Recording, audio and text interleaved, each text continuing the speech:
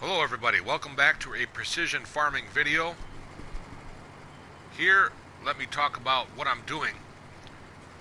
I'm planting oilseed radish on a field that was loam and sandy loam that previously had wheat on it, and then I harvested it, and then after the harvest was done, the nitrogen value on the field now is sitting at around 40.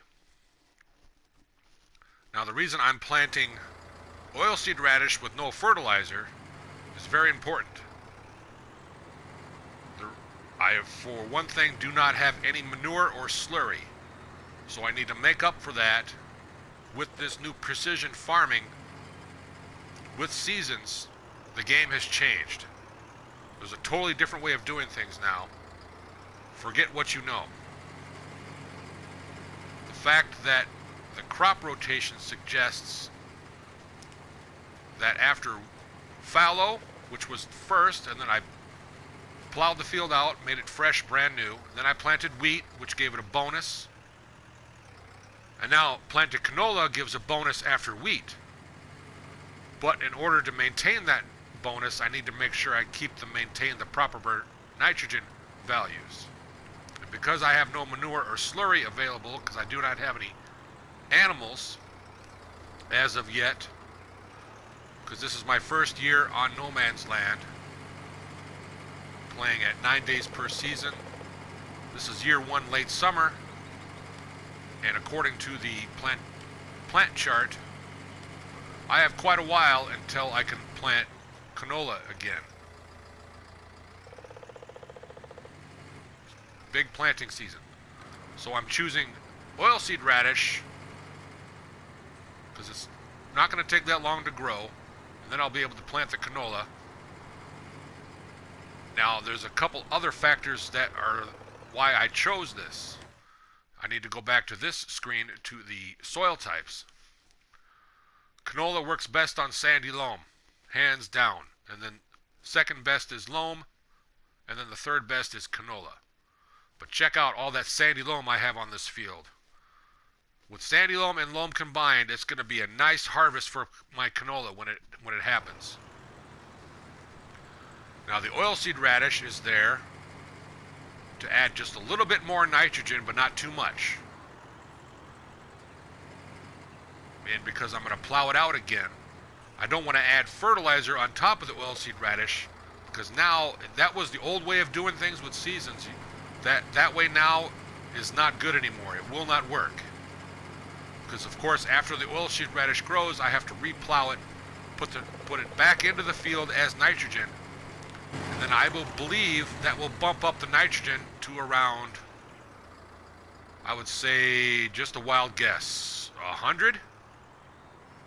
120? Which then will be perfect for the soil type that I chose for canola. And when I do plant the canola, of course this time I'm going to have fertilizer with the seeder.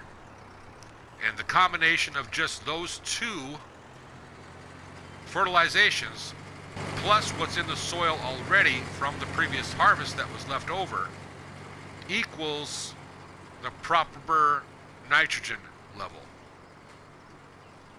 As you can see where it says oilseed radish and then the nitrogen level is bad, I don't care about that. All I care is that or maybe it does matter. I don't know. I'm learning as I go.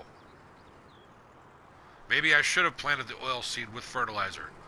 I'm thinking maybe no, that doesn't. Of course I probably could do it, but I think that would act in the long run once I replow this out, because I'm not harvesting, remember. I'm not harvesting oilseed radish.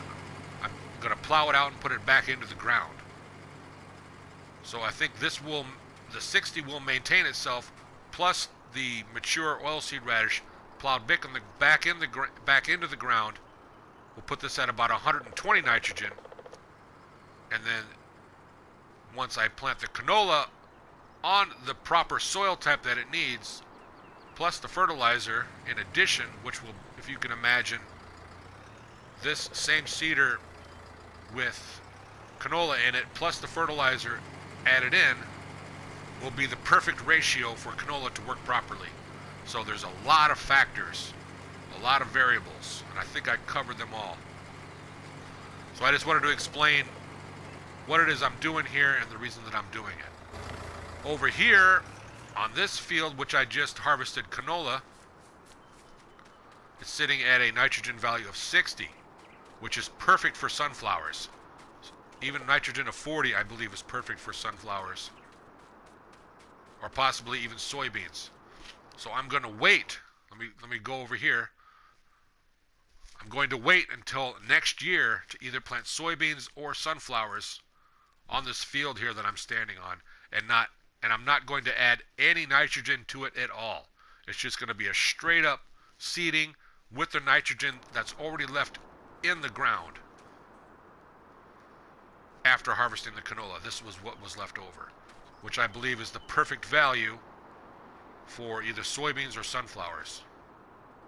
Because soybeans and sunflowers work best in sandy loam.